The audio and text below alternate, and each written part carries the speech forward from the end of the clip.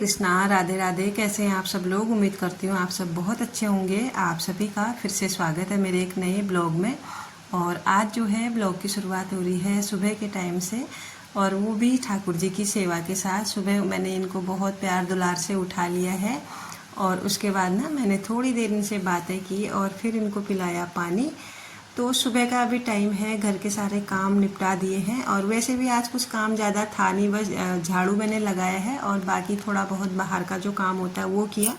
दूध वगैरह लेके अभी नहा धो के कान्हा जी को उठा दिया है और जाके मैं गई हूँ मंदिर में। सबसे पहले यहाँ पे भगवान जी को मैंने प्रणाम किया है। उसके बाद मंदिर की मैं सफाई करूँगी, क्योंकि कल रात को पूजा की थी तो फूल पत्ते वगैरह पड़े हैं, उनको उठाऊंगी। और उसके बाद सभी भगवानों को ना थोड़ा बहुत गंगा जल से मैं स्नान करा देती हूँ, बस छिड़क देती हूँ। मतलब डेली डेली इतनी पोशाक बदलना, इतना मंदिर का जो सामान होता है वो उठाना ना पॉसिबल नहीं हो पाता है। तो मैं क्या करती हूँ, थोड़ा सा पानी में गंगा जल ऐड करके ऐसे छिड़क देती हूँ तो स्नान हो जाता है उनका। और उसके बाद ना मैंने कान्हा जी को भी स्नान करा दिया है और पूजा की सारी तैयारी भी हो गई है। तो बहुत सुंदर सा इनका श्रृंगार किया है मैंने। और उसके बाद इनको दर्पण वगैरह दिखा के फिर मैं चले गई थी छत में। तो सबसे पहले सूर्यदेव को जल चढ़ाया है, उसके बाद उनको प्रणाम किया, फिर मैं आ गई नीचे। और नीचे आने के बाद ना फिर मैंने की पूजा की तैयारी। तो सूर्य भगवान को जल चढ़ाना बहुत ज़रूरी है। अगर आप भक्ति में हैं तो जल चढ़ाना भी बहुत ज़्यादा ज़रूरी है, और हो सके तो सुबह सुबह ही उनको जल चढ़ा दिया जाए तो बहुत अच्छा रहता है। आज एकादशी के साथ साथ गुरुवार भी है।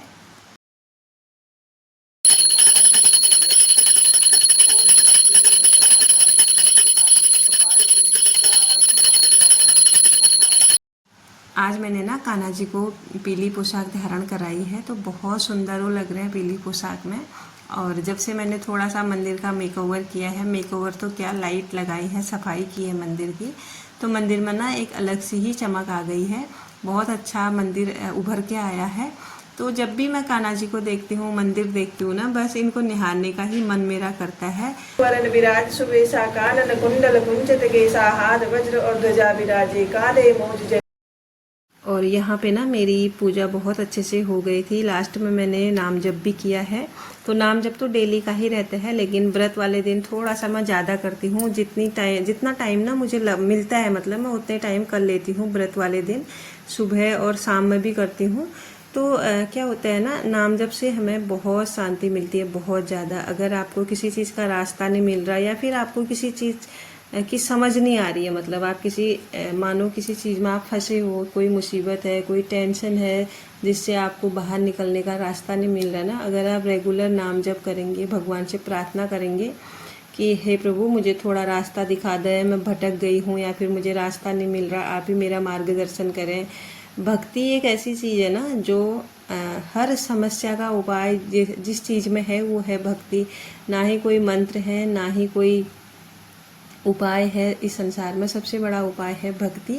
और भक्ति के साथ साथ ना प्रेम। अगर प्रभु से आप प्रेम करते हैं ना, तो भक्ति अपने आप आ जाएगी। अगर आपके अंदर भाव आ जाएंगे ना प्रेम के द्वारा, जब आप भाव तब आएंगे जब आप प्रभु से प्रेम करना सीखेंगे, तो अपने आप आपके जीवन में ना इतने बदलाव होंगे, इतने बदलाव होंगे ना, आप मतलब खुद कभी कभी सोच के ना हैरान हो जाएंगे। क्योंकि ये ऐसी चीज़ है ना जो आपको हर गलत चीज़ से, हर बुरी चीज़ से बचाती है। मतलब क्या आपके लिए अच्छा है, क्या आपके लिए बुरा है, वो सब फिर भक्ति में जाके ना ईश्वर डिसाइड करते हैं। पहले ना हम टेंशन में रहते हैं, अगर जब तक हम भक्ति में नहीं रहते हैं ना, तो हम टेंशन में रहते हैं कि आगे को क्या होगा, भविष्य की प्लानिंग क्या है, ये चीज़ें हम सोचते हैं ना। अगर हमने सब कुछ प्रभु के ऊपर छोड़ दिया है ना, तो फिर हम बस उन्हीं पे डिपेंड रह जाते हैं। अब आप ही करो जो करना है, और हम ना एक टेंशन फ्री दिमाग हो जाता है अगर आपने सच में समर्पण किया है। तो भक्ति के बहुत सारे मतलब फ़ायदे होते हैं। कहने का मतलब ये है कि अगर आप एक बार प्रभु की शरण में चले जाओगे ना, तो होता ये है कि भले ही आप भूल जाओ मैंने उनसे क्या बोला था, लेकिन उनको याद रहता है और वो टाइम टू टाइम ना अपना प्रॉमिस पूरा करते रहते हैं। कहने का मतलब ये है। तो यहाँ पे अब ना सुबह की नाश्ते की जो है वो तैयारी मैं कर रही हूँ। तो बच्चों के लिए ना नाश्ता बनाऊंगी, मेरा तो व्रत है। उसके लिए मैंने थोड़ा सा किचन गार्डन में तुरई लगी थी वो कट कर ली है, थोड़े आलू। और उससे पहले ना मैं इनको दे देती हूँ दूध बना के, क्योंकि और हाँ, पिछले ब्लॉग में मेरी एक सखी ने पूछा था कि जो आपके स्पून होल्डर है ना, वो आपने कहाँ से परचेज़ किए हैं।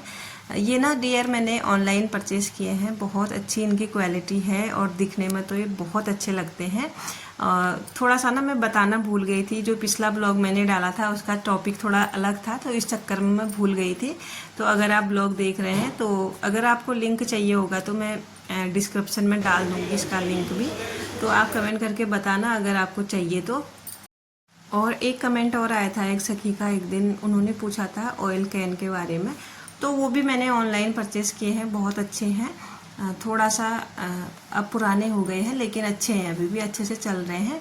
तो अगर आप लोगों को चाहिए होंगे तो लिंक मैं दे दूँगी, बस आप बता देना मुझे। तो यहाँ पे अब ना बच्चों के नाश्ते की भी तैयारी हो रही है, साथ के साथ ना मैं कान्हा जी के लिए भी भोग बना रही हूँ। तो आज उनके लिए मैं बना रही हूँ मखाने वाली खीर।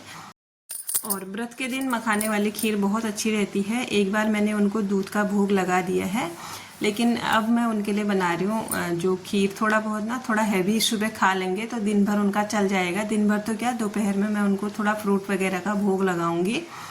तो आज रोटी वगैरह नहीं खाएंगे, इसीलिए थोड़ा सा हैवी बना रही हूँ ताकि थोड़ा वो अच्छे से रहें दिन भर, मतलब ज़्यादा भूख उनको ना लगे। तो यहाँ पे अब बारी है बच्चों के लिए सब्जी डालने की। सब्जी भी सिंपल सी मैं बना रही हूँ, बस इसमें मैंने तुरई और आलू डाले हैं। बाद में ना मैं इसमें डालने वाली हूँ मट्ठा। बहुत अच्छी सब्जी बनती है। और ये जो तुरई है ना, ये पहाड़ी तुरई है, तो पहाड़ी तुरई की तो सब्जी बहुत टेस्टी बनती है। और उसके बाद मेरी जो खीर है ना, वो भी बनके एकदम रेडी है। और इतनी अच्छी बनी थी ना, बहुत जैसे लग रहा था रबड़ी है, लेकिन एक्चुअल में है खीर, लग रही थी रबड़ी जैसी, बहुत टेस्टी बनी थी। तो इसको मैंने ना ठंडा होने के लिए रख दिया था। उसके बाद मैंने इसको लगा दिया था कान्हा जी के लिए भोग। और अब जाके मैं रोटियां बनाऊंगी, क्योंकि अब टाइम भी हो गया है नाश्ते का, 9 बजे का अभी टाइम है। और 9 बजे के करीब करीब आजकल बच्चे नाश्ता करते हैं, मैं भी। तो यहाँ पे सबसे पहले मैंने सब्जी बना के रख दी है और अब जाके मैं रोटियां बनाऊंगी फटाफट से। बीच बीच में ना लाइट चली जा रही थी, इसी वजह से आज ब्लॉग अच्छे से शूट नहीं हो पा रहा है। तो बच्चों को नाश्ता कराने के बाद सारा किचन वगैरह मैंने थोड़ा बहुत क्लीन कर दिया था, ज़्यादा तो नहीं, बस हल्का हल्का साफ़ किया था। और फिर जाके आज ना मैंने एक बहुत ज़रूरी काम किया है। तो यहाँ पे जो है कान्हा जी को भी भोग लग गया है, अब जाके मैं इसको उठा दूँगी। इसके बाद अभी मैं आपको ना सीधे दोपहर के टाइम पे मिल रही हूँ। और यकीन मानिए सुबह से मैं इसी में लगी हुई हूँ। तो मैं एक बहुत स्पेशल सी चीज़ बना रही हूँ, जब ये तैयार हो जाएगी तब जाके मैं बताऊँगी आपको कि ये है क्या। बहुत टाइम इसमें लग रहा है और बहुत मतलब 1 से 1.5 घंटा मेरा ये डिज़ाइन सोचने में, ढूंढने में लगा है, तब जाके कुछ यहाँ पे बन पाया है। लेकिन फिर भी इसमें बहुत काम अभी बाकी है और शाम तक ना मैं यही काम करती रही। इससे भी आगे मैंने इसको बनाया है, लेकिन मैं आपको ना जब इसका फाइनल लुक आएगा तब मैं आपके साथ शेयर करूँगी, फिर आप बताना कि कैसा बना है। मेरे ना बहुत टाइम से ये मन में था कि मुझे ये बनाना है, और कैसे बनाना है, क्या बनाना है, वो मुझे बिल्कुल आइडिया नहीं था। लेकिन आज ना जो होना होता है वो हो जाता है। अगर आपको थोड़ा बहुत समझ आ रहा है तो प्लीज़ मुझे कमेंट करके ज़रूर बताइएगा कि मैं क्या बना रही हूँ। तो यहाँ पे सारा दिन मेरा इसी में गया है शाम तक का। फिर उसके बाद ना सीधे मैं आप लोगों को शाम को मिली। और दिन में ना मैंने बिल्कुल भी ब्लॉग शूट नहीं किया, क्योंकि यही काम था मेरा। आज खाना मैंने हल्का फुल्का बनाया था और बाकी मैं इसी में लगी हुई थी। और अब ना मैं सीधे आपको मिल रही हूँ शाम के टाइम पे। और यहाँ पे अब जाके मैं मंदिर की सफाई करूँगी और उसके बाद शाम की दिया बत्ती होनी है। तो नहा लिया है मैंने शाम के टाइम पे भी, क्योंकि व्रत है। वैसे भी आजकल तो गर्मियाँ ही हैं, लेकिन व्रत के दिन एक बार ज़रूर से नहा लेना चाहिए शाम के टाइम पे, क्योंकि व्रत के दिन ना बिना नहाए शाम की भी दिया बत्ती नहीं करनी चाहिए। क्योंकि हम बहुत सारे ऐसे काम करते हैं, हम कभी कभार बाहर भी चले जाते हैं घर से, और ऐसा तो है नहीं कि हर कोई शुद्ध अवस्था में है। इस वजह से शाम को भी व्रत के दिन नहाना ज़रूरी होता है। तो मंदिर की मैंने यहाँ पे सफाई कर दी थी। उसके बाद दिया बत्ती जला के मैं आ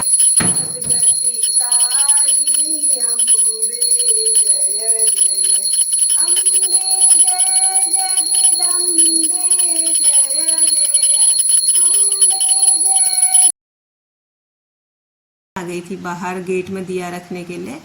तो गेट में भी आज तो एकादशी है, वैसे भी एकादशी, पूर्णिमा और अमावस्या को गेट में दिया बहुत ज़रूरी जलाना चाहिए। वैसे तो हमेशा जलाना चाहिए, लेकिन जो ये 3 दिन होते हैं ना, इनमें तो बहुत ज़्यादा ज़रूरी होता है गेट में दिया जलाना। और इसके बाद ना फिर मैं चली गई थी छत में, क्योंकि छत में भी मुझे दिया बत्ती करके आनी है, तुलसा जी को दिया बत्ती जलानी है वहाँ पे। और आज का जो ब्लॉग है अब यहीं पे मैं क्लोज़ करती हूँ। कैसा लगा आप लोगों को कमेंट करके ज़रूर बताइएगा। मिलती हूँ आपको नेक्स्ट ब्लॉग में, तब तक के लिए सभी को राधे राधे। और अगर चैनल पे नए हैं तो चैनल को ज़रूर से सब्सक्राइब कीजिएगा और वीडियो को लाइक